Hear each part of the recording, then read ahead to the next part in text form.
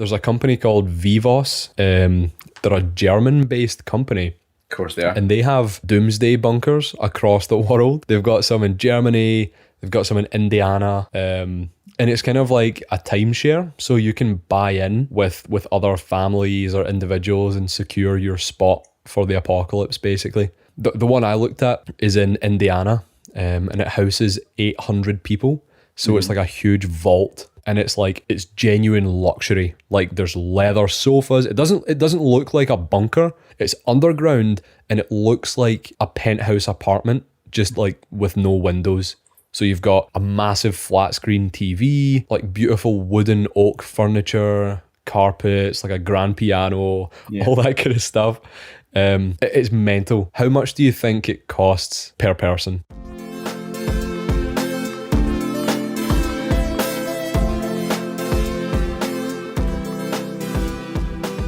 Hello, and welcome back to the Idiots Anonymous podcast. We are two Scottish engineers that graduated during COVID, and this is the show where we take everyday life and make it more complicated than it has to be, granting us the title of idiots.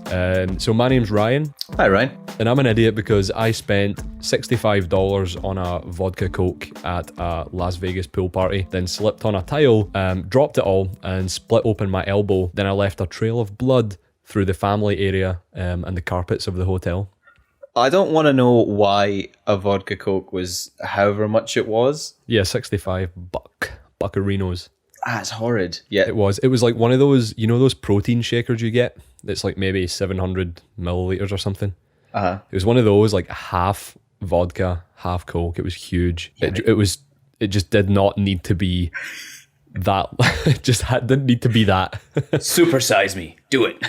Well, my name's Rory and I'm an idiot. Hi, Rory. So I'm an idiot because this Christmas I pointed out to my mum that she'd accidentally bought me fake Calvin Klein underwear that goes by the name Gulhin Cloins. Gulhin Cloins. Yeah, like I don't think it's idiotic to buy them, but I feel like I was an idiot for pointing it out because my mum had got me something nice for Christmas. She didn't even think she was buying Calvin. She thought she was just buying underwear, like just regular stuff. And I was Gulhin Cloins. That's like, okay. It's like the laziest copy name I've ever seen in my life. Imagine you're like getting changed into your like sexy nighttime gear and you chuck on some Gulhin Cloins. I tell you, if that doesn't get a girl's heart racing, I don't know what would. So this is episode 4 of the podcast. This week, we're talking about something that's relatively on theme, or it could be on theme, depending on what unfolds in the next 6 to 12 months. The apocalypses, and the types of apocalypses. So we have got varying levels of different topics and detail levels to go through in this podcast, but it's something that both of us, I feel like everyone has had that conversation, haven't they, where it's late at night or you're 3 beers deep and you start talking about the zombie apocalypse. Everyone and their best mate has a zombie apocalypse survival plan, don't they? Oh yeah, I feel like if you don't have one in your back pocket, you're not doing something right.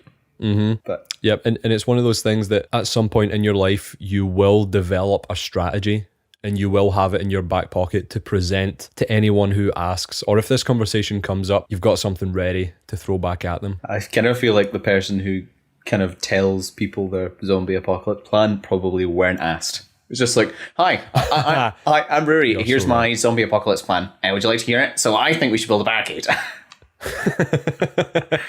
You're right. The type of person who explains that is definitely non-consensual. Oh no, absolutely not. So different types of apocalypse. Yes. It's not just zombies. It's not just a virus, which is topical. What types of apocalypse are you aware of, or that could come up? Oh, do you want me to just list them off? All the ones that I fear. The ones that are in your mind, yeah. Well, you got the big virus. You've got we recently watched The Day After Tomorrow, so just like a massive weather change, which feels kind of realistic. Mm-hmm. You've got good old overthrow of technology, like we make an AI that wants to kill us, good old Terminator style. Yes, Skynet, of course. Yeah, that one we're getting too close to, and I don't like it. Elon Musk is taking us there, mate. See, what's it called? What's his brain chip thing called? Oh, I forget. Neuralink. Yeah. So yeah, that's supposed to like interact weird. I don't like it. It's just going to read my brain, and it's going to tell people my deepest, darkest secrets, and then Skynet are going to kill me. That's it. Neuralink is going to steal all of your passwords. It's going to take all your data and sell it to Facebook and Twitter and whatnot. And they're going to give you ads based on what you've been thinking about. Yeah, like as if they already haven't done that enough. That yes, we're going to get more of that, and I'm so excited. I think what other ones we got? We got well, we've got a Malthusian crisis, which is when population growth outpaces agriculture and food production growth. Yeah. Which I feel it's very plausible, extremely plausible. Yeah, we talked about population a few times, haven't we? In other episodes, like increasing wise. I'm not sure. We might done, but yeah.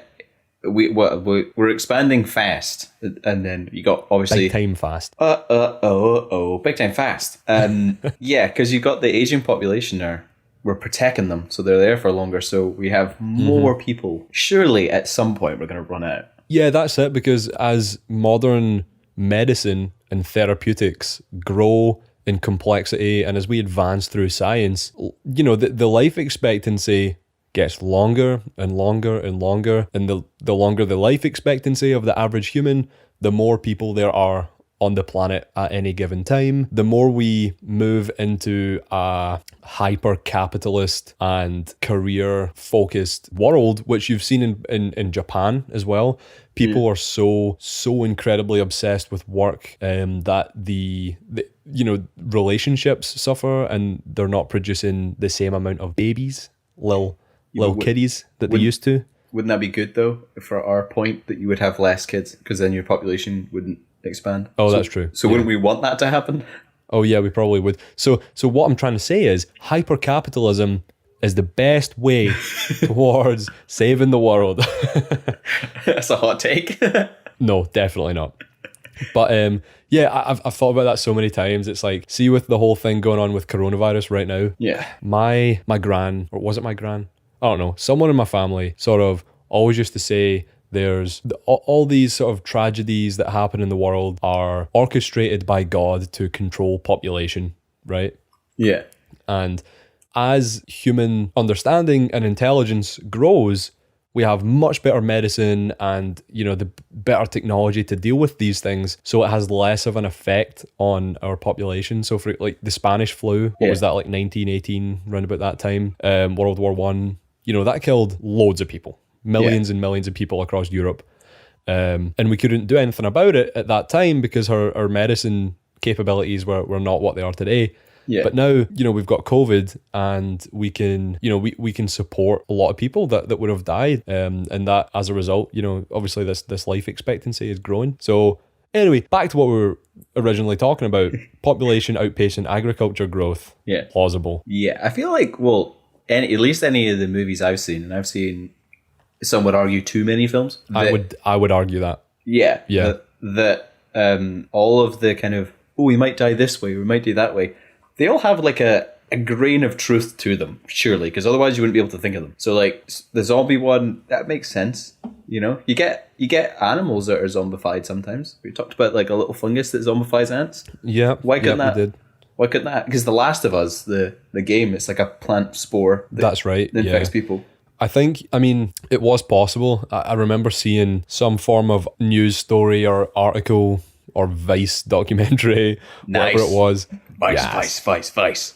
And it was talking about like different plants or fungi in like various rainforests or, African regions that would sort of zombify people, but not to the extent where they want to eat others and they just sort of toddle about the street. But because it's very Hollywood, isn't it? When you see a horde of zombies and they don't care about each other, and as soon as they smell a person not infected, they start running towards them and they just want to eat them and eat their brains and whatnot. There is a substance, I can't remember what it was. It was some sort of type of flower, like a hallucinogenic I think it was a flower or something, but it wasn't like it wasn't like, it makes them crazy and want to eat flesh. It was more like they sort of go into a daze, and Yeah. they're very suggestible, and they're a bit more aggressive, and whatever it was. But the concept of dying and coming back to life as a monster, Yeah, I don't really know where the dying part comes from. reanimation. Yeah, I'm guessing that's so like you're not really a person anymore if you've already died. I think that's where that maybe came from in film. Yeah. We've also got like a solar flare. Something to do with like the heat death of the universe, where if something happens to the sun, or if something happens cosmically, it sort of it stops, or it basically burns the earth. I think that's what happened in, have you seen Maze Runner? Yeah. Maze Runner, the Scorch Trials, and the Death Cure, I think it is. There's like a virus on the earth, but also like all these cities are just deserts. Like everything's covered in sand because the whole earth has been scorched by a solar flare or something like that. Yeah, that's got a couple of reasons why they have like a destitute. They went, oh, we'll take a bit from every single disaster movie, we'll put them together, and then we'll put them in a maze. Put them in a maze, because I feel like they wrote the maze part and then sort of like, I need to make some sequels. What's going on outside this maze? Let's just make it up on the spot. I've got this idea of a man running around a maze, but why? We forgot a big one. Oh, okay, what? Aliens. Oh yeah, we did that last time. Aliens come down, Episode 2, yep. Want to farm us or steal our resources. Put down the crop circles. They want to steal our water. That's what we were talking about. Yeah, because it's hella rare to have liquid water in the universe. Yeah. Is that most of them? I can't think of like... What'd you say, sorry? Is that most... Oh, do you know one? Rapture. What? Oh, like a biblical apocalypse. Yeah, so I don't know if you've ever seen This Is the End. They play on that. They're like all the good people get taken up to live in heaven. Yeah. And then anyone else who is like damned, or I guess even if it was even if you qualified for purgatory, that you may get left, and then the devil is free to roam the earth and essentially do what he pleases to whoever's left. Yeah, like Judgment Day, like the final day. Yeah, because I'm gonna be a bad boy here and say that I have not actually read the Bible, but there is like Judgment Day is basically someone has or it's been predicted that there is a day at some point when the final judgment is passed. Like the cutoff date, it's like the cutoff date to like hand in your assignment. You have to be a good person by this day, and then the good people get taken away off of Earth, and the rest of them just get left behind, and all the demons come up and crazy stuff happens. Yeah, so I mean, it'd be pretty wild if that happened one day. Just like your mum gets like lifted out of the car, like a blinding light, and you're like, Mum, where are you going? Mum, because that would be a bit shitty, wouldn't it? You're left in the car, and you're like, well, I guess I'm a bad person. Like I knew it all along, but I just expected to get forgiven at the very end. That's probably the apocalypse I would want the least, because I mean, not that I want any of them, but this one sounds like the worst because it's like religion based. You have no idea, you have no way of like fighting back, judgment has been passed.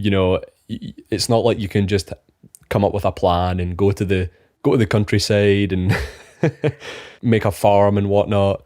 Like, there's no way of knowing what the rules are here because you're witnessing magic, essentially. Yeah, like I don't think there is any adapting at that point. Yeah, you can't adapt and survive. You're scunnered, basically.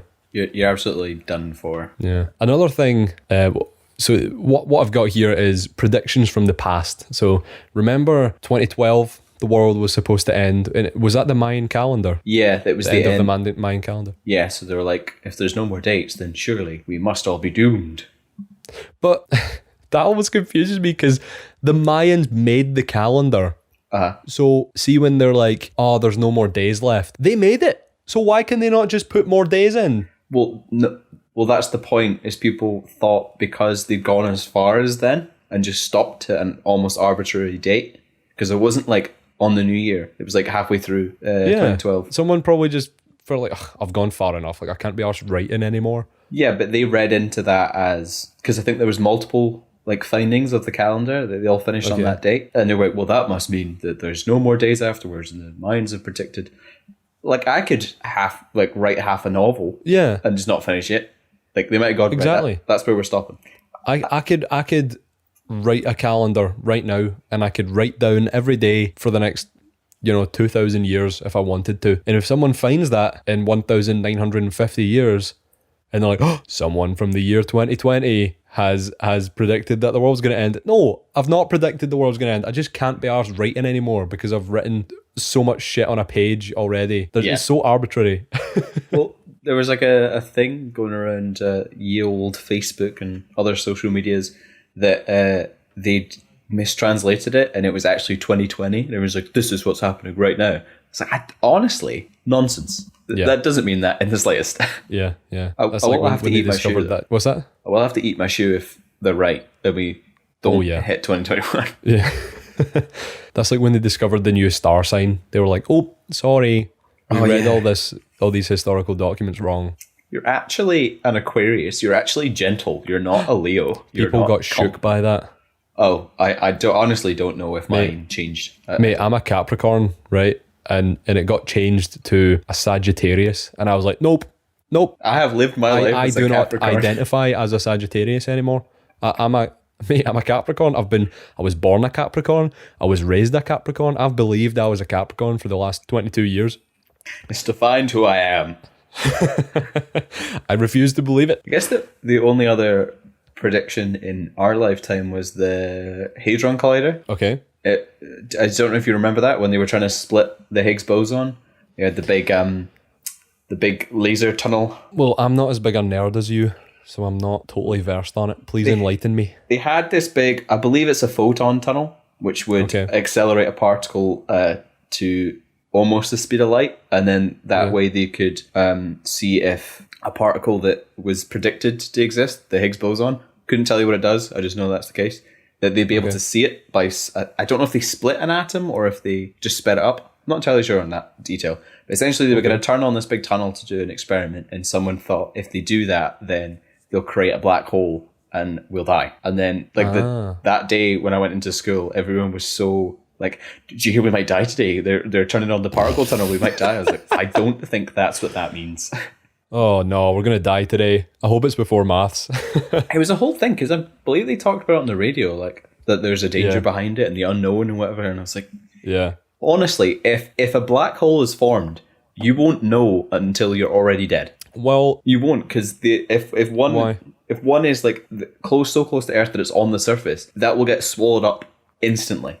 Well, it would get swallowed up instantly, but by the nature of a black hole, it absorbs light, and basically, so if you travel into a black hole, time slows down for you. But that's before you reach the center. Yeah, so to people who are looking at Earth from the outside, you would get destroyed instantly. Mm-hmm. But to you, because our perception of time, like, you would sort of just fade into non-existence over the course of, I don't know how long. But you would just be like... Yeah, but we'd already be at the centre if it was formed on the surface. Like, we wouldn't. Yeah, but what if you're on the other side of Earth than it was formed? Yeah. Either way, I don't know how much that would affect you, that you're being affected. Yeah. I guess a pretty, like, out of all the apocalypse scenarios, that seems like the easiest one. You just kind of chill, sit back, let it happen. Yep, yeah. Yeah, it's sort of like, the inevitable heat death of the universe in several million years from now, whenever that's going to happen. Well, I mean, there's sort of two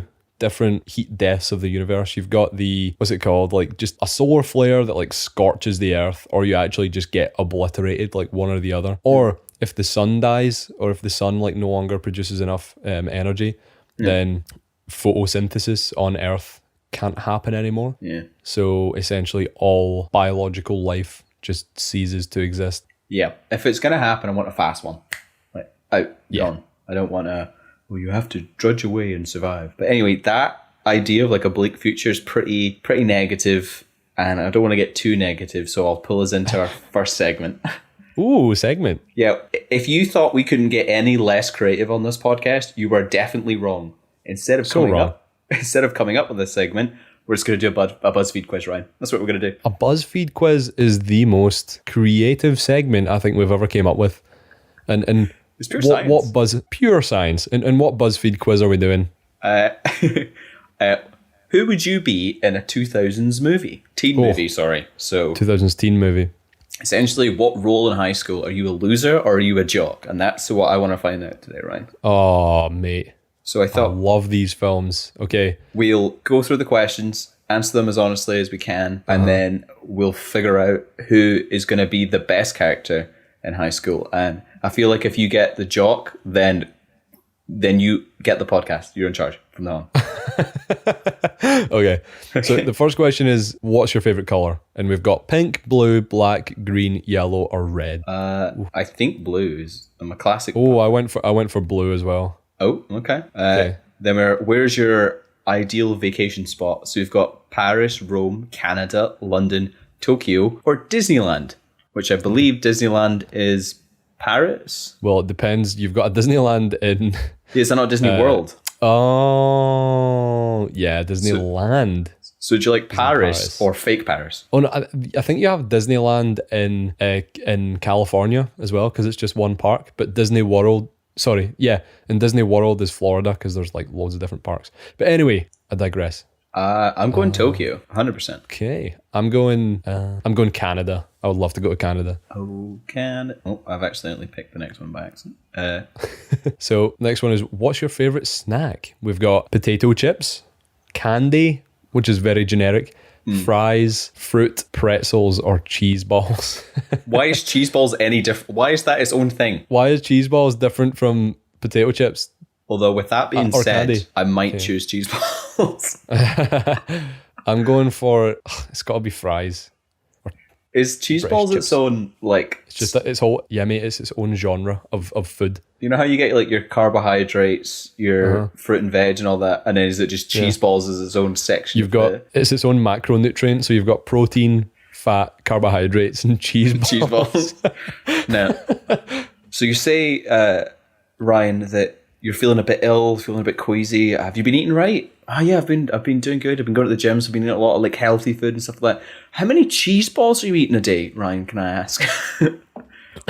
About 5. See, I think I'm gonna have to suggest you up your cheese ball intake, because it's much better into the bloodstream when it's in ball form. Wow. Oh yeah. Everyone knows that if you eat it in ball form, it gets to the bloodstream quicker. It's better for you. Okay, so our next one is, what is your favorite school subject? So we've got science, maths, lunch, gym, Lunch is a subject. gym, history, or English. Ooh. See, graphics isn't on here. Yeah. I'm gonna go full nerd. I like maths. Okay, I'm going science. Science rules with Bill Nye the Science Guy. Bill.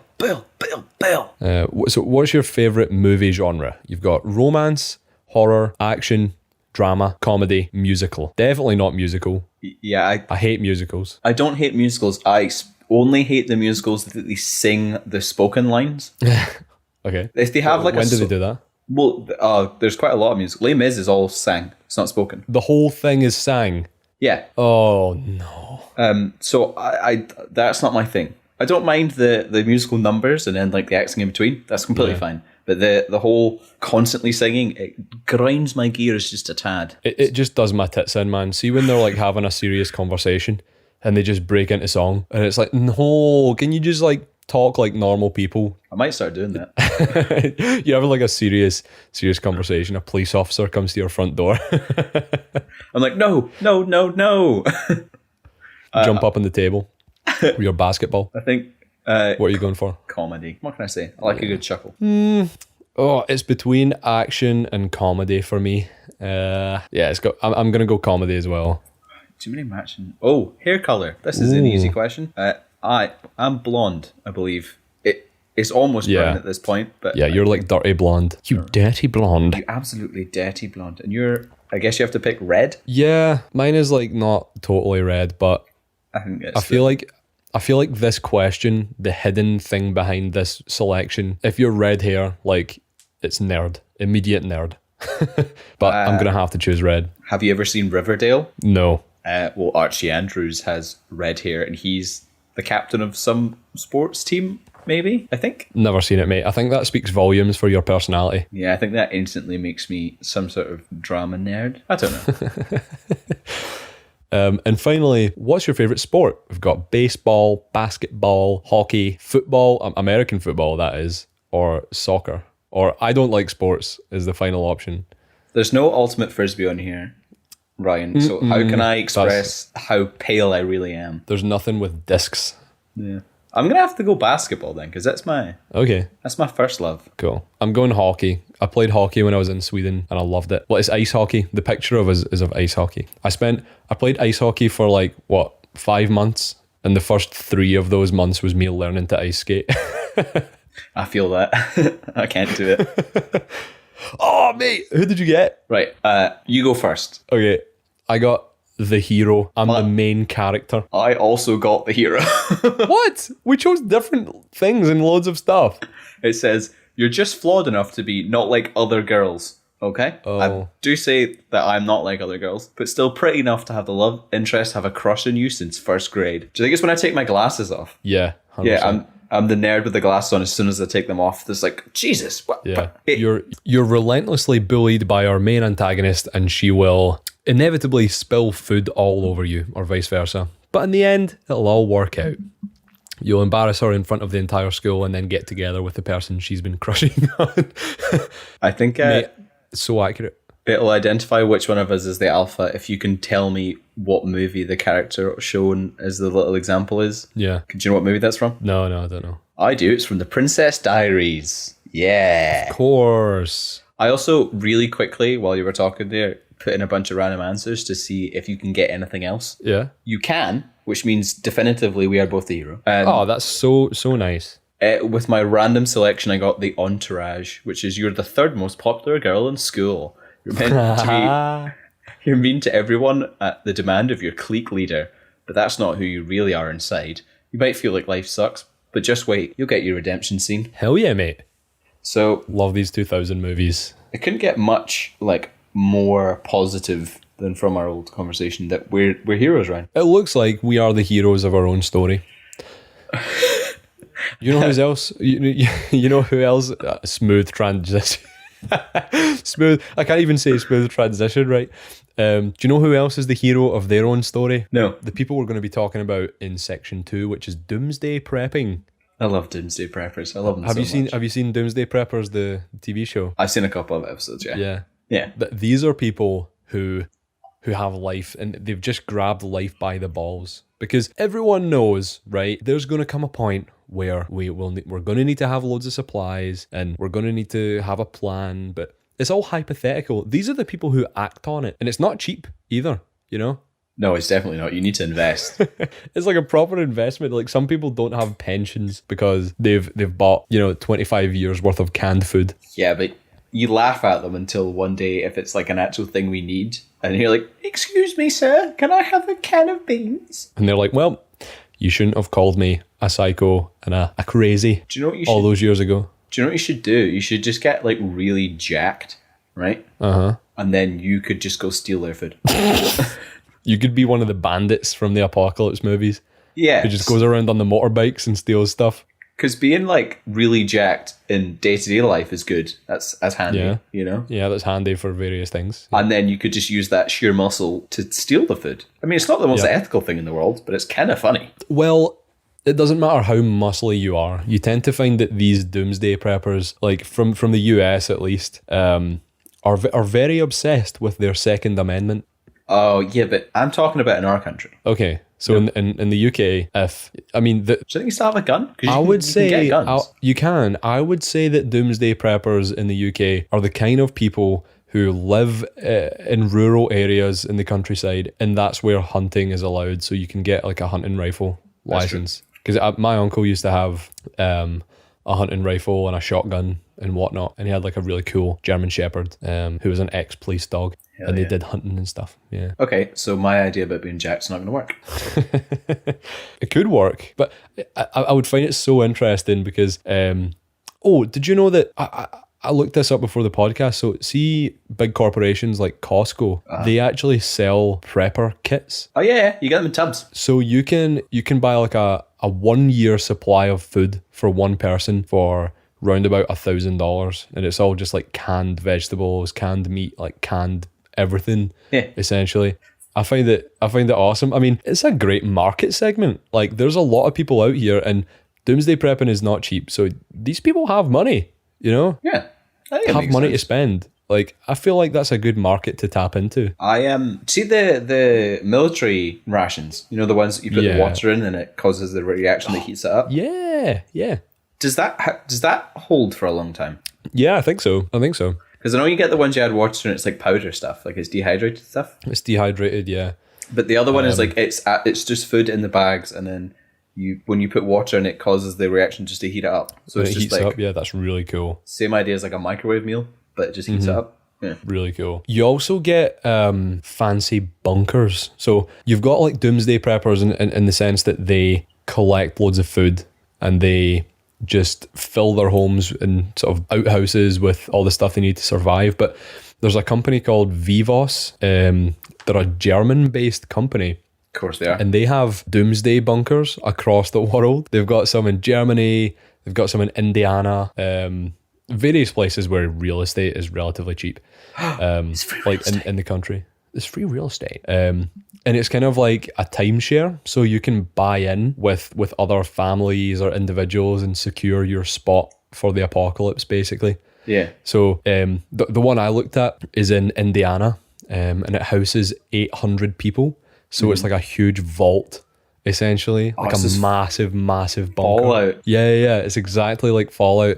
So it houses 800 people, and it's genuine luxury. Like there's leather sofas. It doesn't look like a bunker. The inside of a bunker, it's underground, and it looks like a penthouse apartment, just like with no windows. So you've got a massive flat screen TV, like beautiful wooden oak furniture, carpets, like a grand piano, all that kind of stuff. It's mental. How much do you think it costs per person? So I'll give you a clue. So you have to pay an upfront fee per person, and then you have to pay a subscription until the apocalypse happens. That's such a good business model. Isn't it? Oh my god. I think the upfront fee is 100,000. Okay. And I Per think, person? Yes. Right, okay. I'm going to take by that. That's wrong. I'll say 50,000 per person. Okay. Drop it down. Per person. And then you have to pay 25 grand a year. No, that's way too much. 5 grand a year. Okay. Okay, 50 and 5. That makes more sense. 50 and 5, you're saying? Yeah, I've done the deliberation. I think it's 50 up front, 5 every year. Do you want to ask a friend, phone a friend? So you've actually overshot that. Oh, I even brought it down from my original Yeah, estimate. you've overshot it. So it's 35 grand, or $35,000 as an upfront cost per person. Okay. That's to like register and save your spot. And then it's $1,000 per year till the apocalypse happens. Oh, that's reasonable. $1 grand a year? Yeah, it's reasonable, isn't it? If you've got like the cash to invest in that, you've got $1 grand a year. You defos would, but the thing is, like, there's no like, you can't tell how good a company they are because technically they have never delivered their product. Do you know what I mean? They've got no track record. They've got no track record because an apocalypse hasn't happened. So, like, do they organize your transport to the bunker? Like, what do they do? Do you have to get there? Like, how do you know that they're not selling more spaces than are actually required? Do you think you they know, should it's have, just so they should strange. have like a dry run? They're They should have yeah. we're gonna hold you for a month and we'll see how that goes, and then they can cater. Because are all of these bunkers you were looking at, are they all like prepped for like nuclear apocalypse? Oh yeah. Are they all like they give you, so there's like a list of the different bunkers that they offer. And the location of them, how much they cost and whatnot, and they give you like the technical specs as well, so like the size of blast that they can withstand. Well, yeah, I was just looking at like nuclear stuff, like if we have a nuclear apocalypse, and you'd have to stay there for quite a while For the radiation to go away. so it's the fallout which is the big thing. Yeah. So looked it up. So apparently there's about 13,500 nuclear weapons, like warheads, that are known around the world, and it will only take 15,000 to end the world, to end everything, and with just the blast. Yeah. But it will only take about 100 to put us into a nuclear winter. Oh, which means the whole world. Yeah, so they're classifying it off of obviously our only data on nukes. So Hiroshima, the big event, big nuclear. I'm familiar. thing. So if 100 nukes of that size hit the surface of the Earth, it would put up 5 teragrams of smoke and debris. Okay. To put that in perspective, 5 teragrams is 5 billion kilograms. 5 billion. 5 billion kilograms. Okay. And that would go up, and it would take about 50 days roughly to reach the atmosphere where it will just hang, and that'll block out the sun. But then because... Oh my God, really? Yeah, because it does that, the sun still hits the smoke, which causes the world to heat up. So you'd actually hit a massive... Even though you don't have light, you'd be really, really warm, which would deplete the ozone very quickly. And then you'd just have constant... Like, you would have no protection against that. So the ground would be dead. All the fallout takes about 100, maybe 1,000 years to get out of the water. So all the surface water would be useless. So it's like, Oh my God. how long are you staying in these bunkers that it's sustainable? I don't. Well, they have you can have farms, you can have grow farms. So you've got seeds and irrigation systems, and the same way that a space station, for example, is self-sufficient. Where you've got, I'm not sure, they probably have farm rooms where they've got soil and seeds and UV lamps that provides food for them. Some sort of water recycling system. I just meant more like the personal ones. Like, I can kind of understand the personal ones. Yeah, you wouldn't. Yeah, I don't think you'd survive a blast, but you wouldn't survive like a full-on nuclear winter. Like, that wouldn't happen. Yeah, true. Which I think is kind of like mental, because they're always like, I've got this and I've got that and I've got this much food. I'm like, you have enough food to last 100 days. What happens after the 100 days? Yeah, don't know. Because you can't go outside. Yeah, and also it's like, oh, there's a nuclear bomb incoming. What do we do? Oh, everyone has to evacuate and go somewhere safe. So everyone else goes somewhere safe, for example, up into the mountains. And then these people who are preppers have their bunkers at their homes. So they're like, nah, I'm going in my bunker. Well, I've got loads of stuff in my bunker. I'm going to stay here. And then, so they're still in the affected zone. They've probably got... There's so many different things, yeah. Some of them are good. Some of them are shit. Yeah. And do you know what that's in common with Kickstarter projects? That some are good and some are shit. Yeah. So that takes us into our second segment. So we've got a segment which is the most original segment you could probably fathom in your mind. No one's done this before, ever. You've never seen anything or heard anything like it. It's called Kickstarter Gumph. I love that word. I love Gumph. Yeah. Yeah, and me and Rory we've taken a couple of Kickstarter projects that we've found on our travels that are just awful, just really bad, absolutely, undeniably gumph, and we'll pitch them to each other and see what the opinion is. Yeah. Do you wanna take the first stride? What have you found on Kickstarter this time? I'll see if I can put like my salesman voice on. I'll get into character. Ryan. Yes. Got a couple of minutes just to talk about an idea that I believe can change your life. I have many minutes to change about ideas that you think change my life. So I'll take... You're a driver. You drive a car on the regular? I drive cars, yep. Sometimes, yep. Have you ever been sitting at a red light and thought to yourself, I've got stuff I need to do here, you know? Yeah. But mm-hmm. I'm too busy waiting for that light to turn green, because that 30 seconds of my life, I need to be doing stuff. Can't be looking at that light. It's a waste of time, mate. Seeing traffic, you could be solving poverty during that 30 seconds. You could be doing complex equations. You could be inventing the next big thing. Well, do you know what I've got for you? What have you got? Red light, green light. It's a sensor that you put on the front of your vehicle that will tell you when the light turns green. Wow, and where does it show me? A push notification on your phone. No. Yeah. So really? Yeah. So I'll get out of my salesman pitch because I think this is nonsense. So essentially, it's a little sensor you put on your window, like the same, probably the same place you put maybe a dash cam, and you connect it to your phone, and it can tell if the light is green or red. Okay. And it means the idea is that you could be doing other things. So it says you could be like on your phone, answering your emails and stuff. At a red light, and then it'll tell you when it's green. Not only is that nonsensical, it is also very illegal. I don't understand the purpose of this. Also, have you ever been to like any like traffic light that's slightly like irregular? Totally. Where it's placed. Yeah, I don't think this will be able to see everything, because sometimes it's at like the top of your view. Yeah, sometimes when you stop like at the front, at the traffic light, sometimes you actually have to pure lean forward and look up to try and see it. Or, do you know what I mean? It's not in view. Yeah. And also, what about the ones that have got the little slats on them, like the sun protectors, so you can see them without squinting? Is this some sort of like AI image monitoring system? So it says it uses a CMOS image sensor, which is what DSLRs you will use sometimes for color. Yeah. It says it's got one of them. That's just a camera. It says it uses that. And it has a 130 degree field of view, and essentially it just... Okay, like a GoPro. Yeah. Like a GoPro. It looks exactly like a GoPro, and then it just, when it reads red, it tells you red, and when it reads green, it pops up on your phone and goes green. So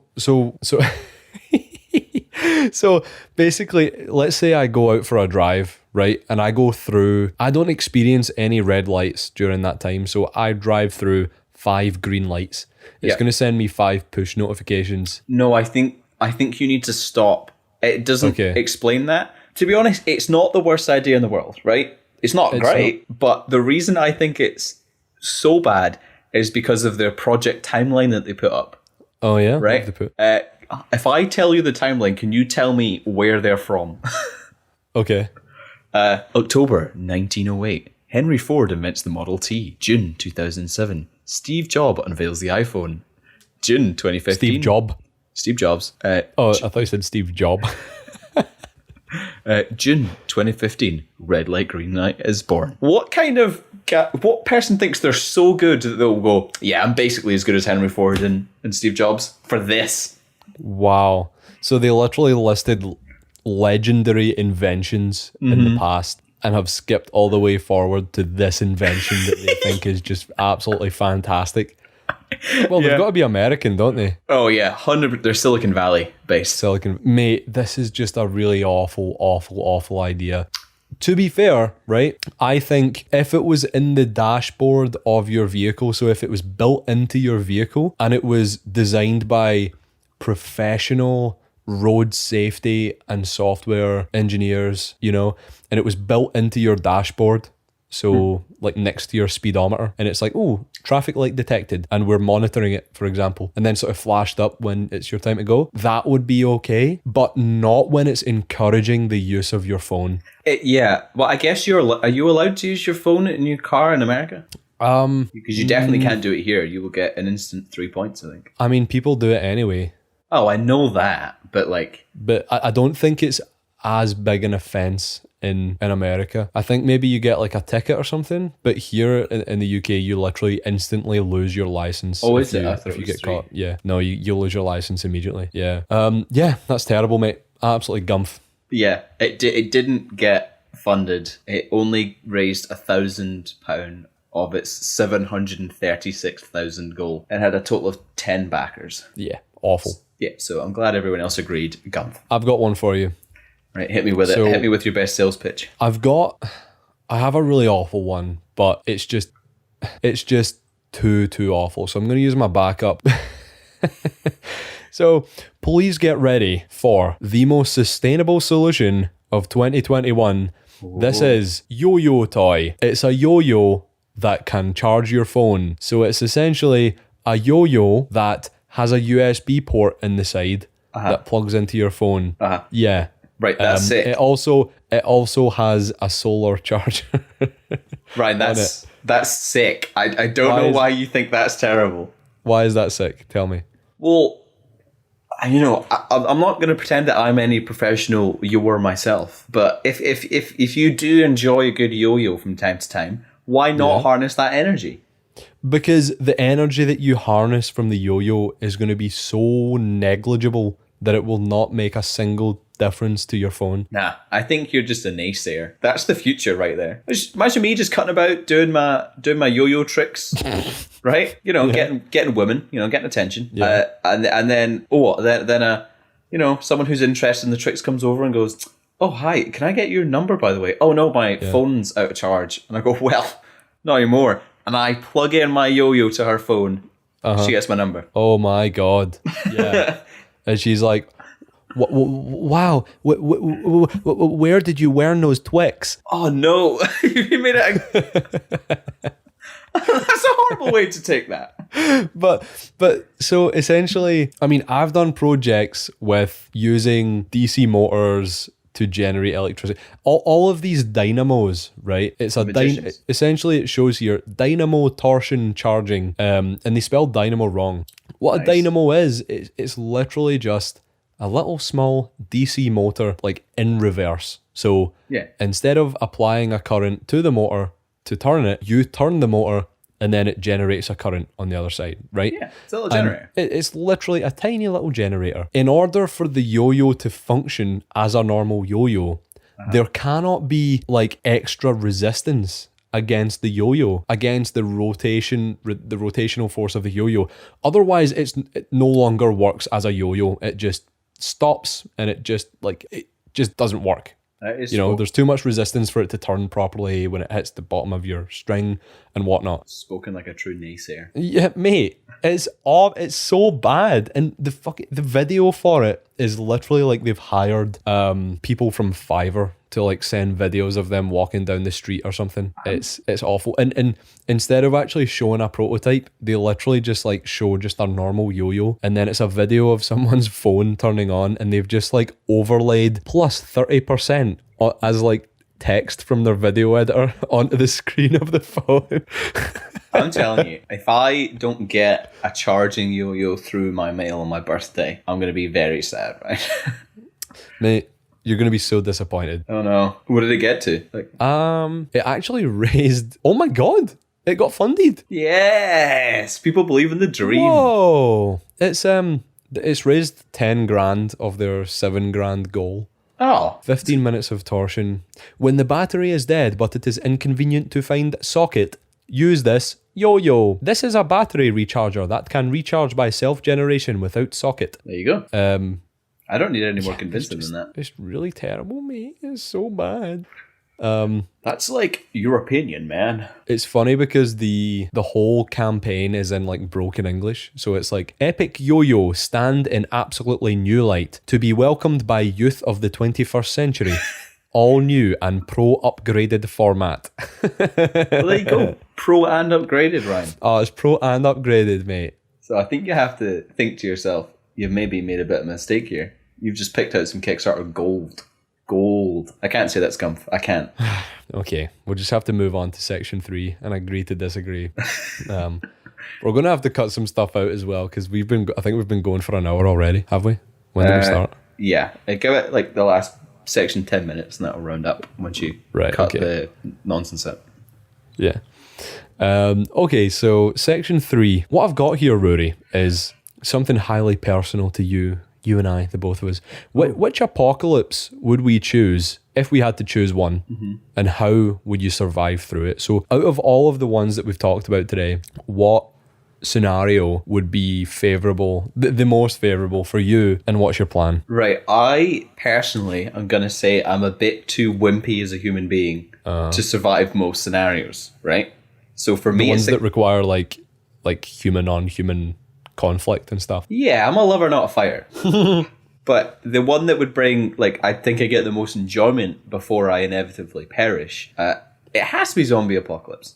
Like, it has to be. But I want it to be like Monroe zombies, so the ones that are like slow but big in numbers. Okay, not the fast runny ones. Those ones are bad. They scare me lots and lots. So yes. I'm thinking, see if you could get yourself into like a football stadium. Yeah. They are built to withstand riots. Oh yeah, okay. So they have the big steel doors and gates. They're able to close off sections. They have convenience stands. They have the top section that you could climb up to, like the so you can run over the top. Okay. You have a large area in the middle with the football where you can build your tents and stuff like that. Or if you needed to, you can lure masses of zombies into there for like a central attack. Also, you can have a little kickabout when you get bored. I love it, mate. I think it works. I also would very much like a van that has like spikes and stuff on it. And I would I think I'm probably going to put the 18 stripe on it. Like Mad Max style. Yeah, I want like it to a snowplow on the front.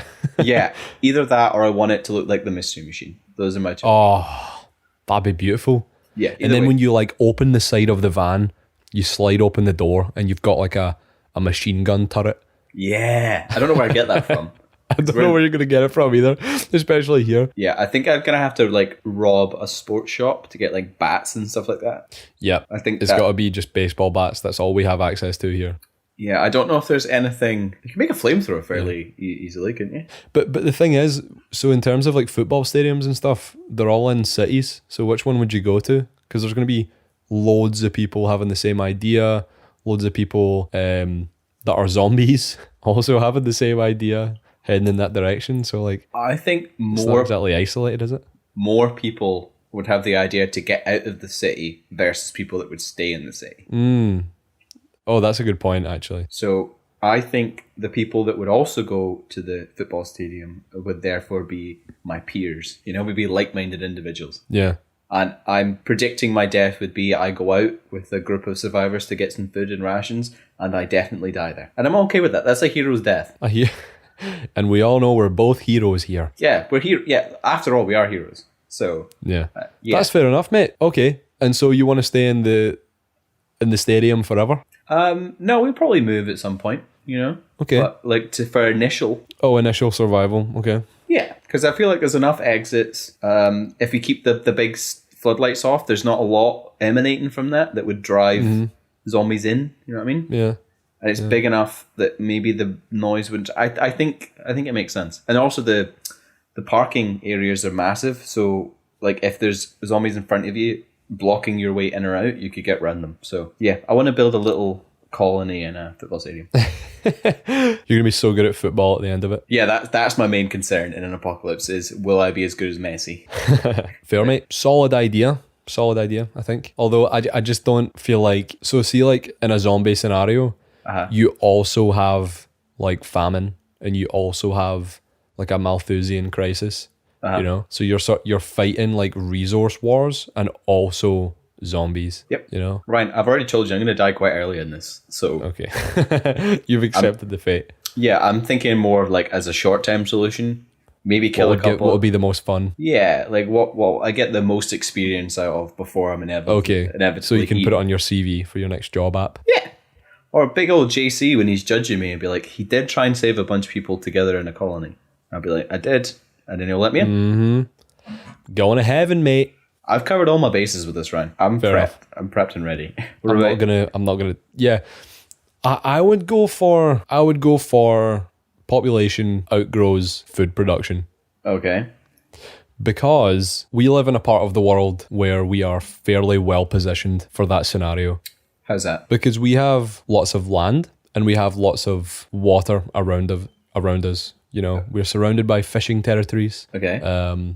We also have a low population in Scotland compared to the landmass. And I think we'd be okay, to be honest, if we just rebuild Hadrian's walls.